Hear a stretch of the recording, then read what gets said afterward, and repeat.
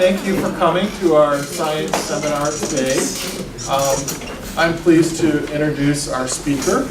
John Cangialosi is a meteorologist with the National Oceanic and Atmospheric Administration, which is a government agency. And NOAA, as that's called, has a National Hurricane Center co-located with FIU in Miami. And so they're really a worldwide center for studying hurricanes, how they operate, and they also make predictions about hurricanes and issue a lot of the warnings you see when hurricanes are headed our way. So we're really pleased to have John here. We couldn't get him to come in the fall because they're too busy tracking hurricanes, but this is kind of their off season. So he's here today to tell you about what he does on a daily basis and also a little bit about the field of meteorology. Yeah. Thank you, John. All right, thank you, Mike. Good morning still, everyone. How's everyone doing? Good. So when you think of a meteorologist or meteorology, what comes to mind? A meteor. A meteor? Okay, not quite. I mean, if it comes to your mind, that's okay, but that's not right. Weather, yeah. Now, when you think of a meteorologist, most people kind of just think of, the person standing on television telling you what today's weather is going to be like. Now, that is a meteorologist, not always, actually. Sometimes it's simply just a broadcaster or a communicator who's being fed weather information. But in meteorology, the field extends pretty wide, actually. So I want to give you an idea of how scientific the field can get to how applied the field can get. It all depends upon what your interests are. So yes, you do have broadcast meteorologists, like you see on television. Then you have what we call operational meteorologists, which is like myself, where we're scientists. A lot of us have master level or PhD level education in meteorology, but we still are forecasters and communicators to try to save lives and property by these dangerous weather conditions. And then the most educated of the meteorologists are usually researchers, where they're actually trying to discover new aspects of the field and help apply it into forecasters like myself. And there's a combination of us that work at the National Hurricane Center. Most are like myself, operational meteorologists. But I'm going to explain the field here. And if there's anyone who's interested in meteorology, please come talk to me, okay? I know many of you, I talked to some of you are engineering students or math students or physics type students. But those backgrounds, if you change your mind, are excellent for meteorology, just so you know. You need a major in math. You need at least a minor in physics to be a meteorologist. So a lot of you are on that same road. So this is an option, is what I'm trying to say. All right, so as explained, here's what our facility looks like. I'm going to stand in the middle, so I'm just going to kind of point to either screen as I feel. So just kind of bear with me. So this is an aerial shot of the building here. So it's opened in 1995, and then we're on the west side of the FIU campus. Prior to that, we are located across the street from the University of Miami. But a weather event, a hurricane, forced us to leave. Does anybody know what that hurricane is? Andrew, 1992. Coral Gables is very much in a storm surge flood zone. Does anyone know what that means? You will before you leave today. That's the good news. Okay? Now it's safer at FIU, but they are in a regular flood zone, as we are here in South Florida in general, right? But we've built the building up to be a little hill on the FIU campus, so it lies a mountainous 5 feet above the floodplain. I've seen that campus underwater kind of daily in the summer rains, except for our facility. So that facility is built up in relation to everything else. Does anybody recognize this name, Herb Saffir? Anybody recognize that name? Anybody? You can raise your hand if you do. I'd be impressed if you do. Go ahead. Isn't that the person that did the scale for the categories? Exactly. So speaking of engineers, we have engineers in meteorology that work together. Herb Saffir was an engineer who helped design the Saffir-Simpson hurricane wind scale, or the categories of hurricanes, right? He designed that scale with other meteorologists, and he designed our facility to keep it strong. The idea is we're not going anywhere if a hurricane comes to South Florida. We're staying there. So many people in the government, because NOAA is part of the federal government, want us to be located in Washington, D.C., where the government largely exists, right? But we're staying in the facility. It's been mandated and contracted through time, so we've had to build a facility strong enough to keep us in place. Okay, so if you go into the National Hurricane Center, we don't have a lot of employees. We have about 60 employees to do a pretty big mission. And the mission is separated into three things, okay? So the unit that I work for is this first one here, Hurricane Specialist Unit. Okay, so our unit, we only have 10 people. I'm going to show you a picture of us in a minute. Our job is to forecast hurricanes 6 months of the year. Anybody know when hurricane season is? Not all the time. September, August. June through November, actually. So June 1 through November 30th, and we'll talk about that later. But at the Hurricane Center, this unit I have highlighted here in the middle is actually the biggest. They're called the Tropical Analysis and Forecast Branch. They have 18 meteorologists that forecast marine weather. We work with cruise ships. So if you're going to go offshore to the Gulf of Mexico, the Caribbean, over toward Bermuda or the Bahamas, you better know what your winds and seas are going to be like. We don't want boaters and mariners just to get out there blind. They use our forecasts. Not only hurricane forecasts, our marine forecasts that are issued every single day of the year. The biggest negative to being a meteorologist is you almost always work shifts.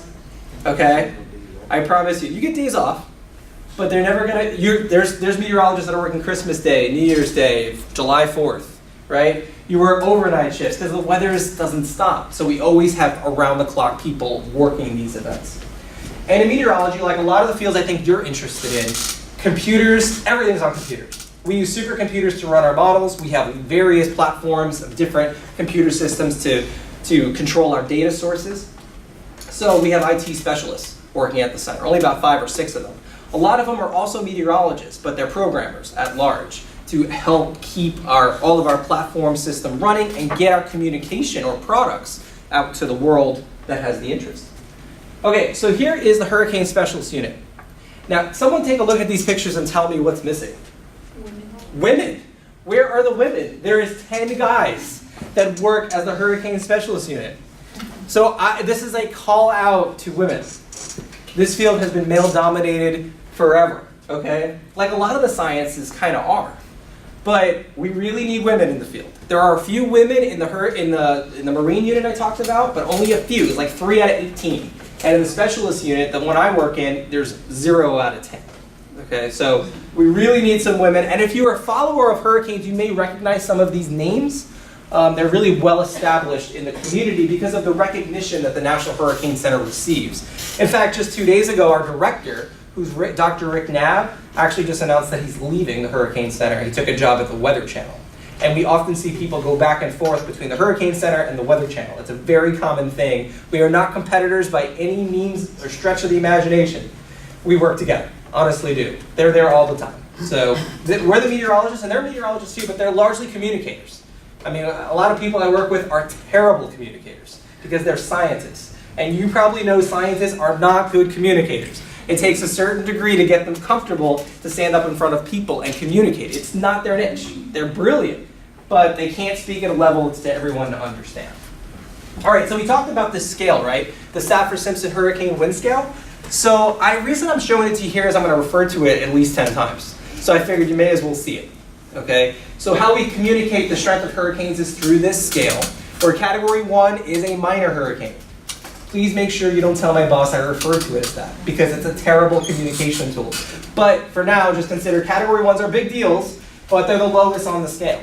Okay, and then the scale goes up to Category 5s, of course, which Andrew was when he came through South Florida. Okay, now, does anybody know what's less than a Category 1, but still considered a tropical cyclone? Tropical storms, good. And then we even have tropical depressions that are weaker than storms. So my job is to recognize, and I'm going to take you through exactly what I have to do, but my job is to recognize how strong these systems are and how to categorize them. All right, so let's first talk about history before I actually show you my job. And why, even if you don't care about meteorology, why you have to care at least a little bit, okay? Because you live here, okay? So this is the amount of tropical cyclones. Tropical cyclones is our scientific explanation or term for hurricanes and tropical storms and tropical depressions. Don't worry about it. You can consider them all hurricanes and tropical storms if you want, okay? Each one of those red lines corresponds to the track that a tropical storm or a hurricane has taken. Can you find Florida on that map? Okay? You really can't see it. We live right down here, okay? Now, when you look at the Atlantic, there's the whole Atlantic basin. Does anybody know any characteristics that's pretty unique? If you don't see it, don't worry about it. What's that? Yeah, warm water, good. Okay, so what I'm trying to get at, I'll come over here now. What I'm trying to get at is look how far north some of these tracks go. Canada gets hit by hurricanes. Did you know that? It's because of the Gulf Stream current. This oceanographic current that exists off our coast spreads warm water pretty far north, allows hurricanes to maintain themselves even up to Canada, mostly Nova Scotia and Newfoundland. All right, Now look in the Pacific. It's the opposite, right? Hurricanes don't hit California. Very rare event. One in history has hit San Diego. Pretty far south, way further south than Canada. It's the cold water current there, streams southward from Alaska. Hurricanes don't like cold water. And cold water, by definition, for hurricanes is 80 degrees. Okay? It's not that cold. Okay? But they don't like it. They lose their thunderstorm activity and quickly die out. California's got plenty of cold water. Temperatures off San Diego rarely get to 70. So the storms actually quickly weaken and very rarely hit that area of the coast. The only way they can get California is if they go up the Gulf of California that's very warm and impact it this way. So New Mexico and Arizona often see, like, we call it debris rains, or you know, whatever's left of the system. We call it more like remnants, whatever's left. Yeah. What's that, I'm sorry? Yeah, so when temperatures go below 80 degrees Fahrenheit, and I'm going to show you pictures of this as we go, but hurricanes, their fuel is warm water, and it's what helps them produce thunderstorms. The warm water provides enough instability for them to work with. That's how they gain their energy. And I'll show you pictures that'll help with this. Okay, but once the water temperatures drop, generally below 80, not always, it could be 78, it could be all right. It depends upon what we call the atmospheric profile. Don't worry, it's a little more scientific. But once the waters get cool enough, okay, the thunderstorm activity starts to die off. It gets too stable. And then the hurricanes start to spin down. So things die off when it's cold? Yep. I'll show you exactly what hurricanes need as we go through it. Now look at these yellow lines. Okay, here's why we have a big problem down here. Those yellow lines correspond to major hurricanes. Major hurricanes are defined as category 3, 4s, and 5s. Those are the ones you don't mess with. Okay, I'm telling you right now, don't outsmart one. Okay, they're completely devastating. I'm going to show you what they can do. But when you look at this, try to find the intersection zone of the yellow lines. Right here, middle of the Gulf of Mexico, across South Florida, and then the Bahamas, and in the Western Atlantic. That's Hurricane Alley. We're in it. Okay, we live in it every day. So that is the zone that has seen in history the most destructive and devastating hurricanes. And history repeats. So you guys mostly are young, okay? You probably haven't seen anything truly devastating here. It's happened many times. I'll show you examples. Okay, so we talked about what hurricane season is. June 1, November 30th, okay? Look at this time series here. A lot of people look at this and call it like a campfire graphic. Kind of looks like it, right? So whatever you look at, notice that as you know, season starts June 1, there's not a lot of activity. You can see the scale on the right. And then all of a sudden we get this giant peak that happens in activity right around September 10th. That's the climatological peak, September 10th. But the hurricane activity, even though the season's defined as 6 months long, the activity is only really 3 months of the year, August, September, October. So more than likely, you guys are going to go through summer and get into the fall before you really get a hurricane threat down here. In fact, Florida gets hit mostly by hurricanes in the month of October. So we always tell people, August 1 comes around, people are like, where are the hurricanes this year? We're like, the season's really just beginning, okay? So August, September, October are the months we gotta really be concerned about. Now, when you guys think of hurricanes, what comes to mind? What kind of weather comes to mind? A lot of rain. Rain, wind, obviously, right? Okay, probably a lot less of you think of storm surge. Does anybody know what storm surge even is? Giant waves. Kind of like a giant wave. We are surrounded by water in this state, on both sides of the coastline. Storm surge is the ocean water that comes inland where we live. And you don't have to live right at the beach for that to be a problem. Sometimes the water can go tens of miles inland. Depends on the circumstance. That's the #1 killer in hurricanes, storm surge. It is. 9 out of 10 people die in hurricanes drown. It's not the wind. We can shelter for the wind. We can protect you from the wind. We can't do much about the water, especially when we are in a flood zone here in South Florida. So we'll talk about all these hazards and the impacts. So wind, waves, rip currents, tornadoes, storm surge, and then of course the very heavy winds that we see in hurricanes. Okay, so I'm going to take this through and we're only talking about the wind. This is the typical damage you see by the wind in the various categories of hurricanes. So category 1, so the sustained winds, not the gusts, these are the winds that are blowing constantly, are between 74 and 95 miles an hour. So even that's no joke. That's why I didn't want to call them minor. But believe it or not, our structures down here can handle it, and all across the hurricane belt. This is the typical damage you get. So trees can't handle it, especially the big ones. Palm trees can. The strongest tree that I know of are palm trees. When they come down, it's really bad, okay? But some of the bigger oaks and the pines really can't. So this was Katrina. We talked about Katrina actually at the front row. Katrina was a Category 1 that directly hit Miami. Sustained winds were 75 miles an hour in one spot, Key Biscayne. Every other area got 50 to 60 mile an hour winds.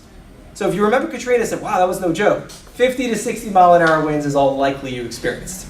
Okay, even less than a Category 1 conditions. Because only one spot in South Florida got hurricane conditions, which was Key Biscayne.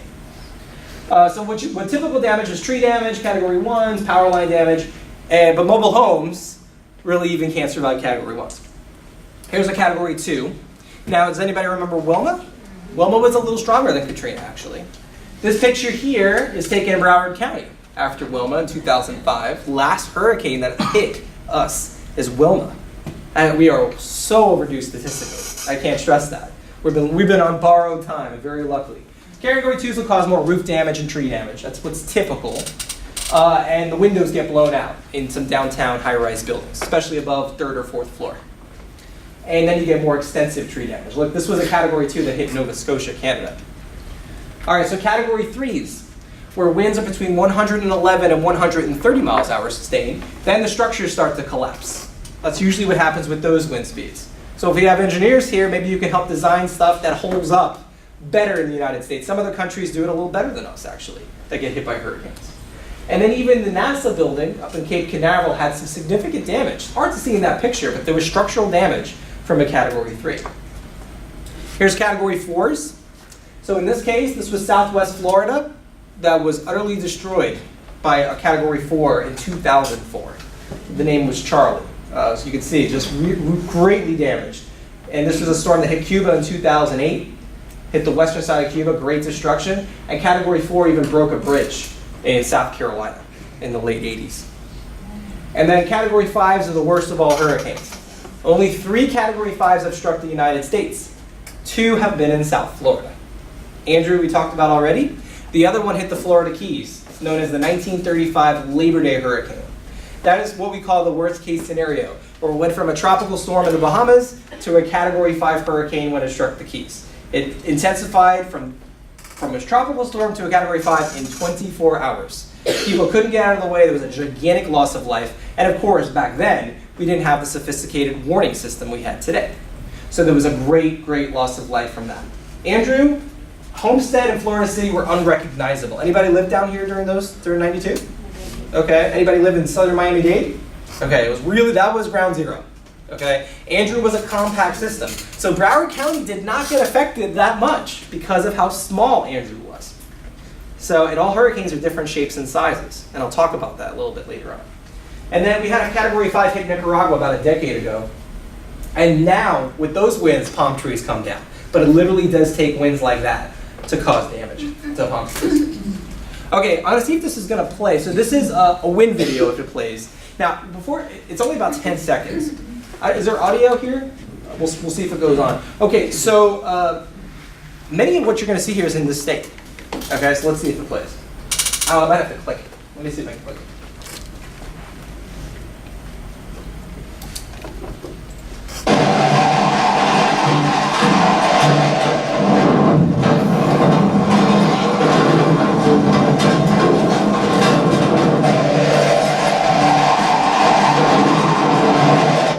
Okay. No joke, right? Problem we have at the Hurricane Center is we can't always get people to take hurricanes seriously. Isn't that amazing? We live in the most vulnerable location of the country, and we can't get people to take this seriously. We've had shocking results over the past couple of decades. We lost 1,200 people in Hurricane Katrina, mostly in New Orleans, because they didn't evacuate. We lost 75 people in New York City during Hurricane Sandy, because they didn't evacuate. You won't die if you evacuate. We work with the emergency managers. That was Sandy? 75 people. Most recently it was 2012. So it still happens. Now in Matthew, we didn't have a great loss of life. There was some in North Carolina because of the flooding, but we think more than 1,000 people died in Haiti, where conditions are, of course, not nearly as well off as we are. And what kills most of the people is this, storm surge. So the wind really doesn't, because most people don't go out during the windy periods. But with storm surge, it's a big problem. And what's the problem with storm surge, and I talked about this, is in simple terms, there's a lot more to it than this. And we have sophisticated storm surge modelers that work at our facility and design these storm surge models and design the evacuation zones that we all live in here, okay? But storm surge is when the wind's blowing like heck over the ocean. The water's got to go somewhere. The water's getting driven by the wind, and it's getting driven to where we live, inland. And if that wind is being blown, if the water's being blown at 100 miles an hour, that water's coming in quickly. Kind of like a tsunami. It's a different phenomenon, though. Tsunami is driven by earthquakes. Storm surge is driven by wind. But they don't look that different in application, or if you've experienced one. Now, when we have to figure out what's going on with storm surge, we have to try to understand all of these phenomena in the storm and in the ocean. So we need to figure out how strong the storm's going to be, how quickly it's moving toward the coast, how big the storm is in terms of its wind field, what exactly its angle is going to be when it gets to the coast. We've got to figure all this out to get this right. And then we need to know ocean. We need to know a lot about the ocean in my field, especially physical oceanography, the top layers of the ocean. What is the slope of the ocean bottom is really important. Fortunately, here in the east part of the state of Florida, like where we live, we're less vulnerable to this hazard. But if anybody has interest in the West Gulf Coast, like Louisiana, Mississippi, or the Gulf Coast of Florida, they have a big, big problem because of their continental shelf in the ocean. And I'll show you examples. Okay, so you want to see what storm surge can do? Here's your before and after picture. I like to show this to kids because it kind of wakes them up a little bit. So I'm talking about like elementary kids, okay? Elementary school age. So here's the house. This is in Waveland, Mississippi. So it's like right on the coast, okay? This was before Katrina made landfall. So you look at the house, nice green grass, and then this big, gigantic tree. So here's what it looked like after Katrina made landfall there. So the house, of course, got wiped away. But you see something else, and there's a clue to scientists of why this is storm surge damage. We have to look at these details. The grass is all brown.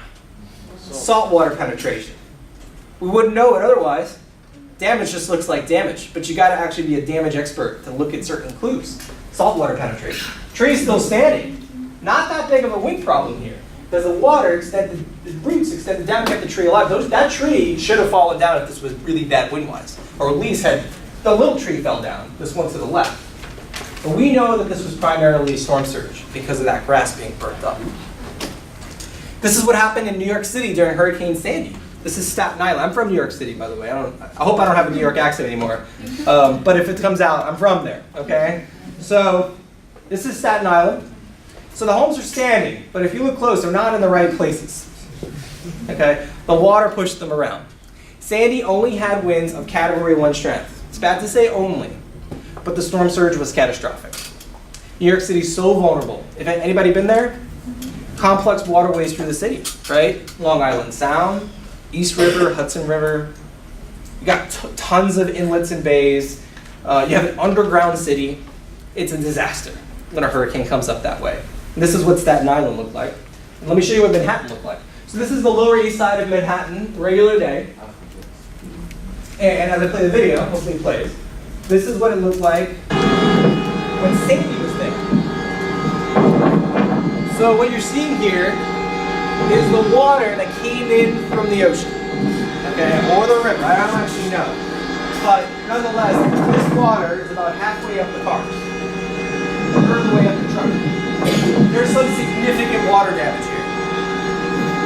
And the subways are underground. So you guys remember seeing the pictures from Sandy in New York? I mean, the water was coming rushing through the subways. Now, we work a lot with the New York City Office of Emergency Management. How disgusting would the city be after this, right? It had to be. All right, let's go closer to home. So here's Tampa. Now, Tampa is one of the most vulnerable locations in the country because of the population increase, because of the lack of knowledge, because people move all over the country down here and they don't know anything about hurricanes, and because of their geography. So Tampa's on this bay, right? It's got this big bay that comes into it, and they have a very gradual continental shelf. Simply mean they're extremely vulnerable to storm surge. Now, Tampa has not seen a direct hit by a hurricane since 1829. Can you believe that? They have been dodging bullets. Just lucky, nothing more. But they got a tropical storm. No big deal, just a tropical storm. Here's Bayshore Boulevard, common like a big boulevard that hugs the bay. And here's what the boulevard looked like when it was a tropical storm there. just a tropical storm. That's the roads. That's not the bit. You can see it, right? You can see the barrier. And now it's just a tropical storm. You got a big problem there. So, yeah, we educate a lot of people in Florida, especially on the Gulf Coast, because they have a multifaceted problem. Here we have a problem, but we're not so vulnerable to that hazard, which is great for us. So everybody's equally vulnerable, though, to the rains and the flooding that happens in hurricanes. And I think down here we think, okay, it's just another rainy day. We get rain all the time in the rainy season, but you can get tremendous rains in a tropical system. So the record rainfall was 43 inches in one day. So just put that in feet. It's like 3.5 feet of rain in one day. So this is what resulted in it. These are the roofs of houses from the flooding rains. And often, 1/4 of people that die in hurricanes die because they try to drive in flooded roadways.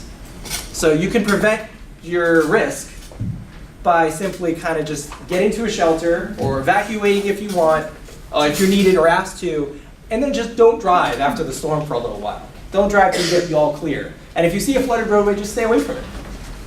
Unfortunately, so many people don't do that. So here's another very rainy situation. This is Interstate 10, runs through Houston, a very vulnerable location too. So look at the highway. I'm going to flip the page. Now, Houston was affected by a tropical storm a while ago, about 15 years ago, that sat over the city. Didn't have much wind problems, but it produced so much rain over a few days, and this is what resulted in it. So this is the highway. It looks like a canal. So that's the highway. You can see the tractor trailers were stranded and flooded around. So Houston saw about 6 months worth of what they normally see rainfall-wise in 3 days. Water's got nowhere to go. Same problem can happen here, really. Okay, so that's enough. That's all of it. That's sort of background. Okay, so none of that really helps me do my job, by the way, because that's just to kind of give you an idea of what the history is and what the hazards are. But I want to show you now how we do our job. Okay, so if anybody's interested in hurricanes, again, if you ever get in this field, you don't have to be a hurricane forecaster or a weather forecaster. You could be a researcher, like I said before. You could just be a communicator. But if you want to be a forecaster, what I'm going to show you here is how we do the forecasting job. And this is the 10 of us that work at the Hurricane Center, not the others I talked about. Only focusing on those 10 guys, okay? So this is what we do. Now, before you can make a forecast, you got to have an understanding of what's occurring now. We do an analysis. So you might say, well, what does that mean? Well, here's what I mean when we're talking about an analysis. Every forecaster has to answer 3 questions.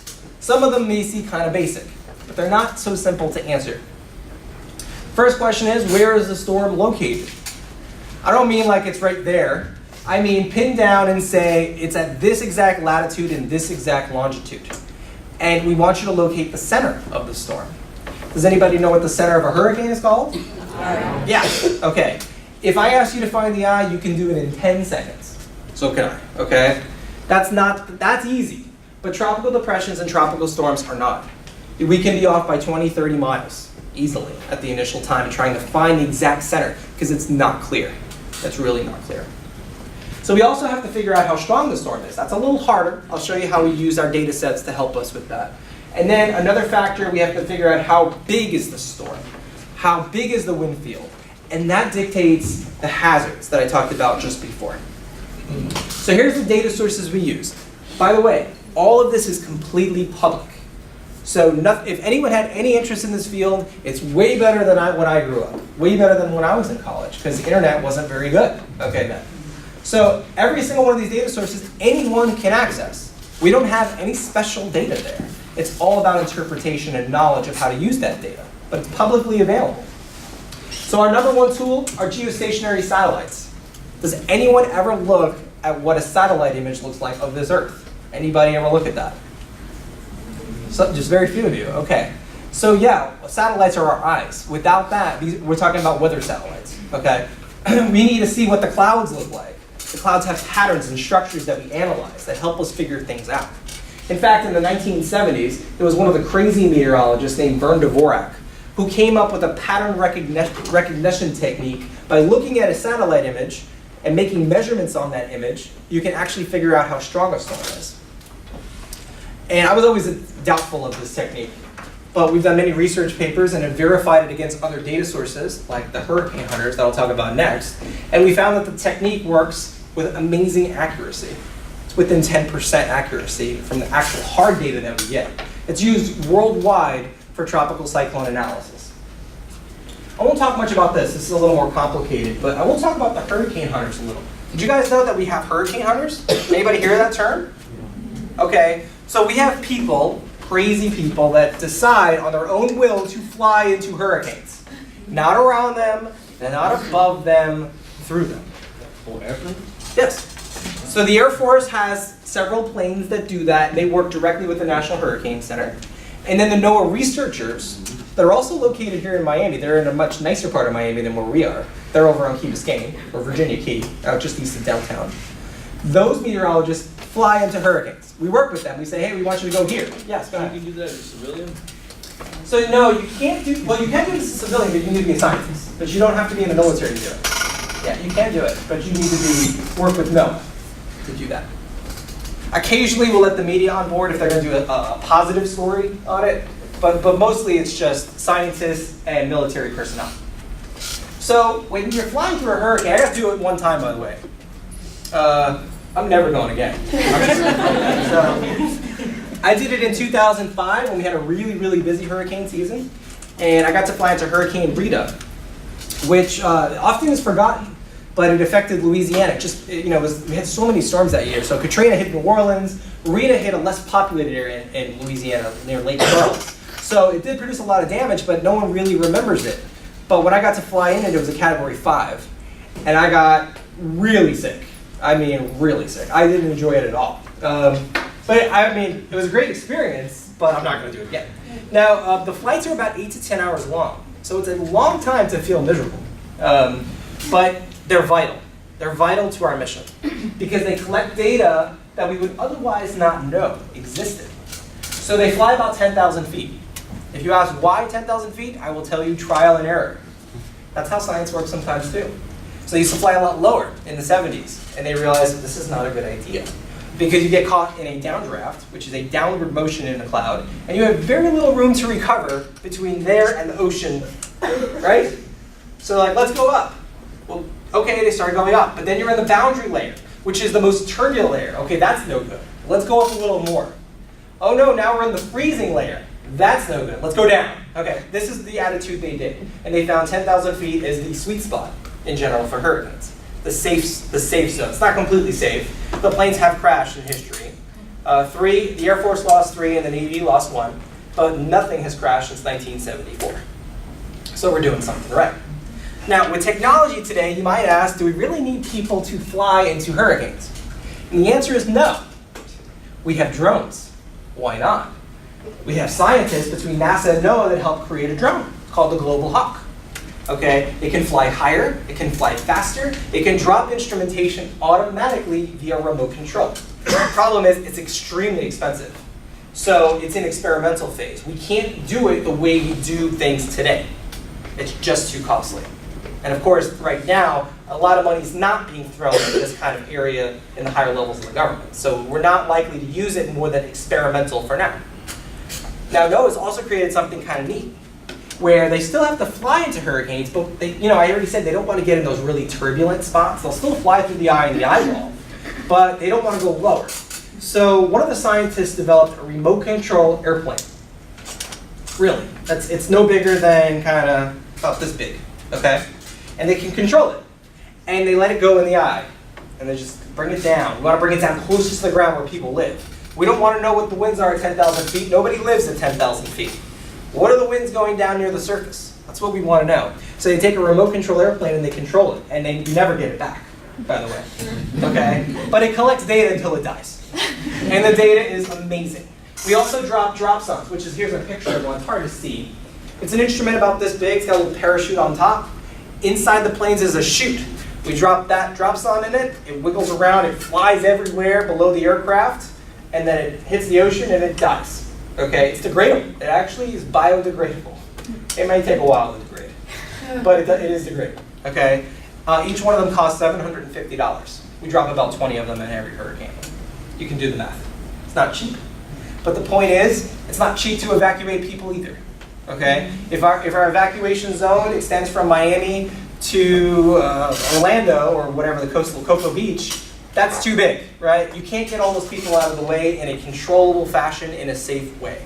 So this data helps us do our job with more accuracy. It goes into the models that I'm going to show you that help with our prediction. So that's peanuts compared to the evacuation process, which is why it's a good investment. All right, some more data sources. We use surface observations. Every single airport, including the one right here, reports weather data every hour of the day. We look at all of it at the Hurricane Center and the Weather Service. And we use radar data. You guys are probably familiar with radar, right? Okay, if you're not, you probably should download an app in the summer down here. Okay? A great one is Radarscope. It's not funded by the Weather Service, but it looks essentially the same as what we use at work. Okay? So I think that costs $5 or $6, but you should download a radar app if you live here in the summer.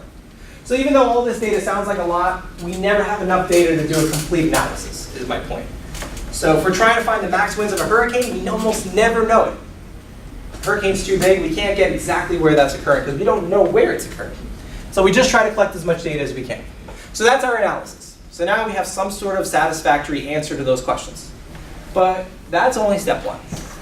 Step two, we got our forecast. Nobody cares. I mean, it's nice to know, hey, it's a Category 3 hurricane and it's located here. But that's really no good for any preparation or decision making. We need to figure out where it's going. Now, deciding where it's going is the easiest part of our job. A lot of people focus on that, but that's actually well understood. And a simple analogy I have for you guys is, by the way, what do you think steers hurricanes? Does anybody have any idea? What do you think causes hurricanes to move in any direction? High pressure and low pressure? High pressure and low pressure. Has nothing to do with the hurricane itself. A lot of people think the hurricane gets to decide. It doesn't work that way. Hurricanes are one weather feature. They're surrounded by actually much bigger weather features that cause a current, just like in the ocean, but causes an air current. So our job is to figure out what that air current is. Now, fortunately for us, the models that we use are so much better than they have been decades ago. And they give us a great deal of help. Here's one way we would view a model, okay? Now, this is really simplified, okay? But here's a depiction of a hurricane in the model, east of the Bahamas. Here are some of the weather features we would look at around the hurricane. High pressure feature over the central Atlantic out here. Low pressure feature in the Gulf. And then this broader trough, also a low pressure feature over the eastern United States. This hurricane is being steered between the high and the trough. Now the job is easy if those features don't move. But they always move, okay? So our job is to figure out what the movement of these features would be and what the path of the hurricane would be in result. So what I'm trying to say is, the hurricane doesn't decide. Look how little it is compared to these other weather features. These are much bigger around the hurricane. They force the hurricane around. So one of the ways we figure out what's going on in the motion of these weather features is to look at satellites. I've actually drawn on, and you're not going to understand this if you don't look at weather data, that's okay. But I want you can actually see some motion in weather features. You can see a little spin here, that's a little low pressure feature. We have these small other features that I've highlighted here. All these weather features move. And they have various moisture patterns. The clouds represent more moist, these red areas represent drier air. They all interact with the hurricane. It's complicated. It's not so easy. But the models have gotten a lot better. And I think I can show you the models now. Anybody ever seen a plot that looks like this on television? The media loves to show it, but very few of them truly understand it. They like it because it looks easy to understand. But it's a disservice a lot of the times. First reason it's a disservice is the hurricane is never a point on a line.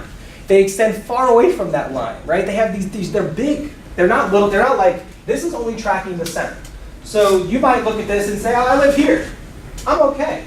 That's not true, you know? But a lot of people look at it that way. Now, when you look at these lines, a lot of people just say, oh, most of them are going that way. But they don't really know which ones are better, which ones are worse, and what these all mean. I'm gonna actually show you today. So next time you see it, you might have some understanding. Okay, so one line looks completely ridiculous when you look at this, right? It's the red one. It's going the wrong way. That's on every single one of the plots that the media shows. And that is simply extrapolated motion. Meaning the storm is going this way now, so it's going to go that way for 5 days. Does that make any sense? No, but the media doesn't know it. Most of them don't know. Because we have various codes on them, that not all of them are completely understood. So that one's no good. The only time we actually use that one is if the models aren't handling the very short-term motion well, like the next 3 or 6 hours, but it has completely no utility beyond 6 or 12 hours maybe. This model is also on there. It's called Climatology and Persistence. Does that sound like it would know anything about the storm? It doesn't.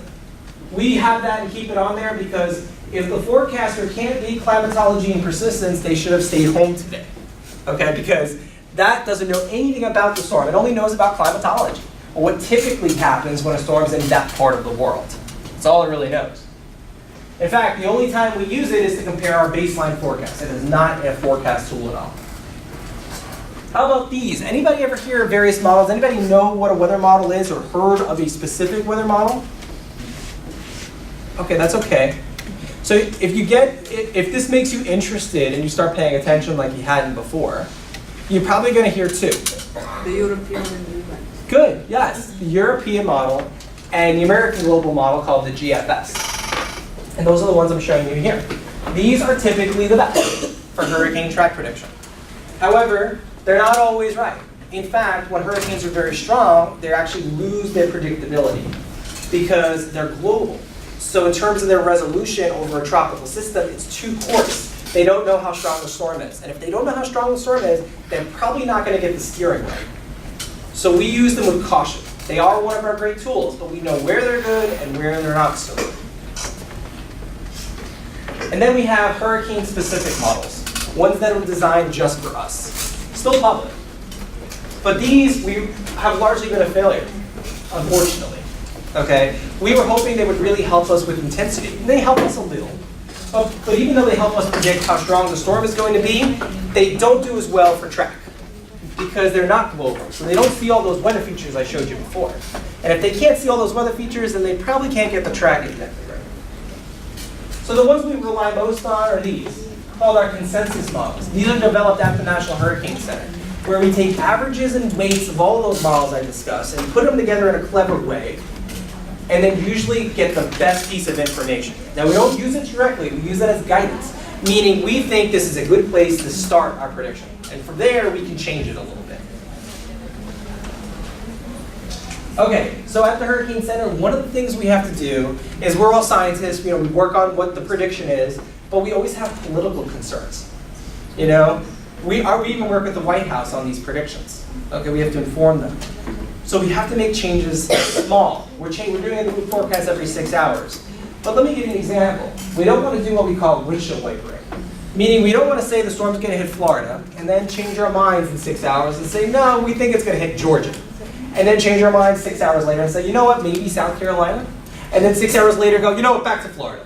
We can't do that. The models do that. The GFS and the European model does that. But we don't. We don't want to lose credibility. We can't put people on high alert, take them off alert, and put them back on alert. We got to be conservative because of that, because of the visibility. And a lot of scientists are uncomfortable with this because they want to do the best they can. So this is like an internal battle that they deal with. They're like, no, my knowledge is better than this, but I have to put it here because of political concerns or for credibility's sake. Can't change your mind too quickly.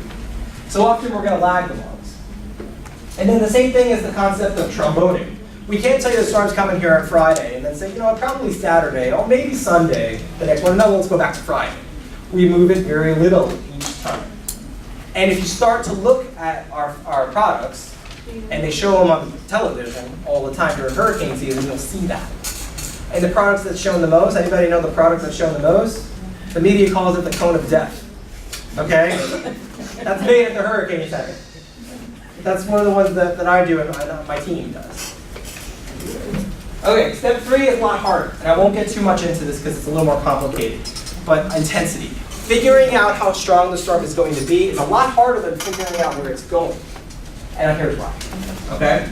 So first, intensity is multi-scale. You guys all know about various scales in every field. The scales in meteorology too. Track scale is big. If it's big, it's usually easier. Meaning it's resolvable. You can figure it out. You can observe it. If it's small or various scales, it's a lot harder to tell. And intensity is quite multi-scale. It does depend upon big things, like the ocean temperatures and the moisture patterns. We can see those. But then it depends upon much more complicated things that we can't observe or see. And I'll show you an example.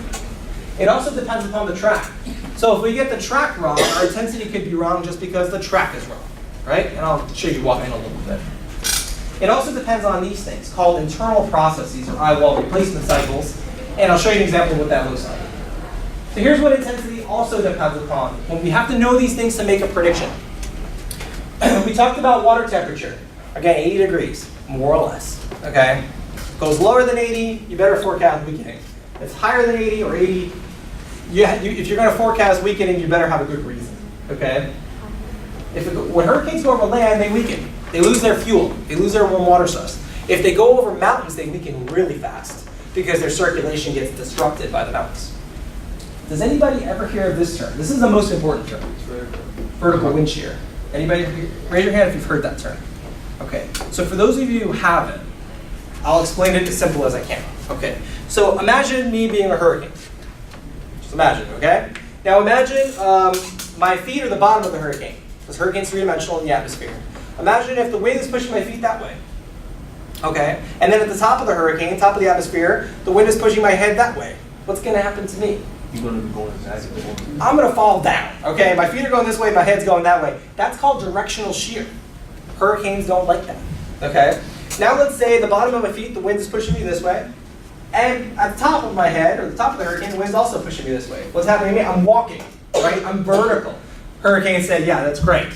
Perfect. Now I can intensify. They want to stay vertical. They want to stay aligned in a column. If they start to get tipsy or tilt over, then they're going to weaken. We have to very much look at various vertical wind shear patterns all across the hurricane path to figure out what the interaction will be. The media doesn't know that. They'll throw out shear all the time. They have very little understanding of what that means. But honestly, the way I described it to you today, it's really all you need to know. So we need to figure that out. What's going on low levels, high levels, and how that's going to affect the column of the clouds of the hurricane. So also there's more other things like temperature and moisture patterns. Hurricanes want warm and moist air. They don't like cold and dry. So that's why hurricanes happen down here. Okay, and they don't happen near Seattle, for example. Okay, well Seattle's not dry, but you get the idea. Interactions with other weather systems. Hurricanes interact with cold fronts. They interact with low pressure systems, high pressure systems. They all change the track and the intensity. That's very complicated. One of the more difficult things when they interact with other weather features. We have to try to sort that out. It's very case by case. And then I'll talk about internal structures now with the video. All right, so this is Hurricane Matthew. And here's a radar look. Here's the eye. You see it spinning here over the Bahamas. Almost a direct hit right here over Nassau. Okay. So look at, you see this? See the eye wall right around the eye? And then you get this big dry area, and then you get another ring. It's got two eye walls right now at that point. It's got a double eye wall structure. It is going through a replacement cycle. A lot of mature hurricanes do it, okay? And when it goes through those cycles, the intensity goes up and down dramatically. So while it was off our coast, it was very strong because the inner eye wall was still very much intact. But what tends to happen, and it was more off the screen, is the inner eye wall started to collapse and the outer eye wall became more dominant. We can't predict that. We don't know when that's going to happen.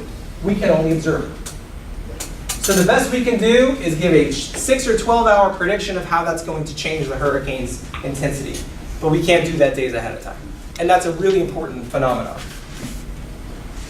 Okay, next I'll show you step 4 is our size forecasting. So this is really simple, okay? How big is the storm going to be? Is it going to be as big as the state of Florida in terms of its winds? Or can it be as small as one county? Believe it or not, they do vary that much. Andrew was about as small as Miami-Dade County. Across. Sandy was bigger than the state of Florida across in terms of its wind field. They're that dramatic. So a lot of times the people don't think of the size as being important. They just look at the cone of death. But then the cone of death doesn't tell you anything about the size. It only tells you where the center is going to go. So we try our best to communicate the size. And we're making new products this year to make people more aware of it. Now, even though the size is important, the bad news is we don't have a really good idea of how to forecast it. So if you were a modeler today, or you were in meteorology today, my advice to you is to create a model that knows this. It would be extremely valuable. But up to today's technology, one doesn't exist. So the forecasters still go back to Meteorology 101 and use some basic understanding and experience, and what we call empirical ideas. Is the storm strengthening? Well, if it's strengthening, most of them get bigger. See how basic that is? We apply that. Is the storm becoming extratropical, or what we call changing phase, like Sandy did, going from a tropical system to a more winter type system? Well, if it is, most of them expand. Is it moving north? Most of them expand as they do that. We use these basic ideas to come up with estimates and information. Okay, so after we make all of our predictions, our next job is to coordinate. And you might say, well, who do we coordinate with? Well, there's a designated hotline at our office. It's called the Hurricane Hotline. We used to use this terribly ancient phone. You can actually see it here if you're a little close. Okay? And we don't use it anymore. For the first time this year, we finally threw it out. In fact, no one knew how to support it anymore, even AT&T. They don't have anyone who was working there in the 70s when this phone was created. So we finally had to ditch it, which thankfully we did. Now we coordinate with every single one of these dots that are here on the map. The National Hurricane Center is an important place in the United States for weather prediction, as we work with all of the weather offices around the country in the National Weather Service. And we also work with the Department of Defense, and letting them know, for example, if they need to get their ships out of harm's way, or if they need to do various decision making. We are the mecca for those decisions. They come to us. Ditto that for the Coast Guard. We also are not US-centric. If there's a storm anywhere over the Atlantic, or anywhere over the Pacific, about 2/3 of the way to Hawaii, the 10 forecasters that I showed you before have the responsibility of forecasting for those systems. So it's not just about the US. So for example, if a storm is coming to the Eastern Caribbean Islands, we call up every single one of those countries and talk to the meteorological services and put up the appropriate warnings for those countries. So we have a little bit of a language problem, right? Those 10 people, only 2 people on each shift, 2 people on the day shift, 2 people on the evening shift, and 2 people on the overnight shift. We have to then call these countries, in addition to doing our jobs, and say, hey, I think you should put up a hurricane warning. A hurricane's coming. And they look to us as, well, if you say so, I'm doing it, okay? That's really the way it's treated. But lots of times they don't speak English. French, Spanish, you know these islands. So I actually don't speak French or Spanish, which is very limiting for my job. I mean, you may have recognized my name as Italian. My dad's from Sicily. So I grew up really knowing that language, which has helped me a little bit with Spanish because there's a fair amount of overlap. But I've had to grab the cleaning lady sometimes to help me communicate with these countries. We don't have a designated staff to do that communications. So, and that falls on the forecaster, which most people don't really think it should, but it does. We don't have enough staff to do otherwise. And then we reach our deadline. There's the code of death. Here's more scientific products that we tend to put out that haven't gone over as well as we wanted them to, honestly. The public doesn't truly understand probabilities, which we work with in the weather business. But these are more geared towards emergency managers that do. And I'll tell you why emergency managers have a better understanding in just a little bit. Okay, now we're not done even after we push off all of our products and information. Our products are only as good as we can communicate them with. Here's where the media comes in. So at the Hurricane Center, we have a designated room for the media. This is what it looks like during hurricane season. Okay, it's hard to see, but if you look at the floor behind it, like right back here, that's where I work. Like I'd be sitting like right there. Okay. I'll show you guys. I would be sitting kind of like right here in the back. Now the funny thing is, you really never know when you're on television because it's so chaotic. Like my brother lives in Seattle. I have a twin brother. He lives in Seattle, and he said to me, I got a text from him, and he says, "What kind of donut is that?" And like, I guess I was on television in the background. I had no idea. Okay, so this is how chaotic it looks. So this is the direction. This is what it would look like from TV. It would look like this if you were watching it. So again, like all the forecasters work right behind him. This is my immediate boss, and this is the boss I mentioned that just left for the Weather Channel. Okay, so all of the 10 forecasters work right back here on this what we call operational floor, and you can see it back here. It's not very big at all, but anyway, that's what it looks like. Okay, so everything I've explained is 6 months of my job. Because hurricane season is only 6 months. So I love it during hurricane season, but I like it even more during the off season. Number one, because I'm off on weekends and I don't have to work overnight, because that's exhausting, right? Working overnight. I mean, it never gets easy. It seems to be getting harder, actually, especially when you have kids. You know, because they don't understand you need to sleep ever. So, but the point is, working during the off season is nice on a few levels. Okay. Number one reason we work during the off season is we're teachers. A lot of us are. Not all of us, but about half of us teach. And you might say, well, who do you teach? Well, I probably mentioned a handful of times emergency managers. Our emergency managers are our #1 customers. We don't call for you to evacuate. We put up the warnings, but the emergency managers are the ones that say, hey, you gotta get out, okay? This zone's gotta get out.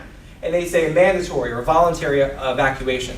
They only know it's appropriate to do that because they work with us, who say, we help design these for them. We work with them to design them, and then we educate them on it, both during the event, but we really teach them like crazy during the off season. So I just listed, I don't read all these, but I just listed how many conferences we have designated to emergency managers all over the country in vulnerable locations during our off season. It's really more our educational season. And then we have more fun outreach events dedicated to more preparedness for the public. I like these, and by the way, you are invited to some of these. It's completely public and free. We're not in the business of hyping anything up or charging you. We work for the federal government. So we're not going to get paid any more if you come or you don't come. This is simply to promote awareness and preparedness. Okay? So every year we have an awareness tour in the United States. It's coming to Miami this year. So I'll show you on the next slide. We do the equivalent of that in the Caribbean. They never seem to send me on that one. Okay? I always go on the United States one.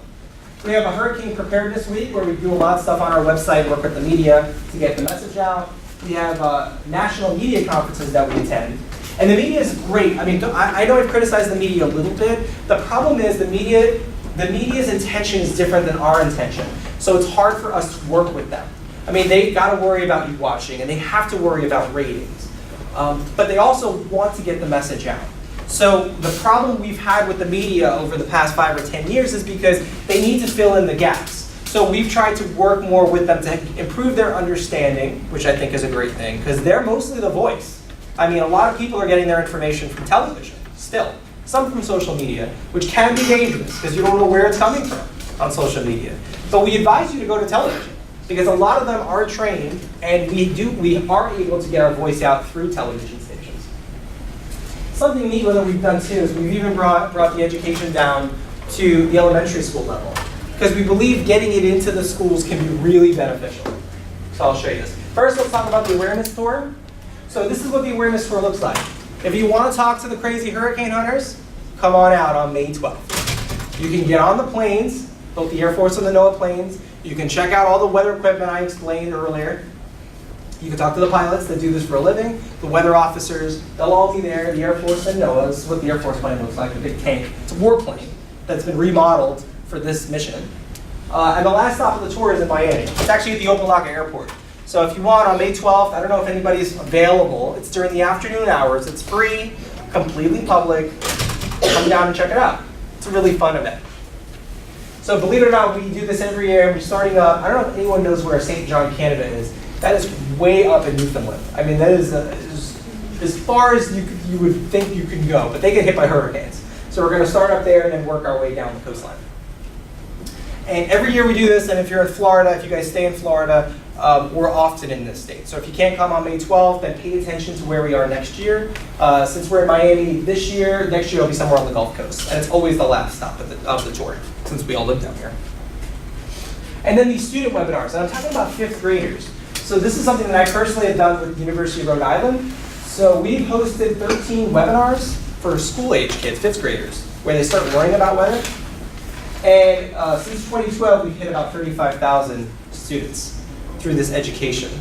And the idea is that a lot of the students, they learn about weather, but we want them to sort of learn about these disasters a little bit. See, parents, the ones that are older, it's too late to educate them. I hate to say that, but to a large degree, they're already sort of set in their ways. They may have had their own experiences already, or you can't really teach them new things. So we've invested more with teaching students. They are the future. They're going to be future emergency managers, future public members, whatever the case may be. We want to give information to them. Hurricanes are really rare events for you to experience. Less rare here than anywhere else, by the way, but still rare enough that people tend to forget how serious these events can be. So by getting it into the educational system, we think it'll have some bang for our buck and help save lives in the future, as that is our #1 mission of saving lives and protecting property. So that's all I got. if there's any questions, I'd be happy to take them. So fire away.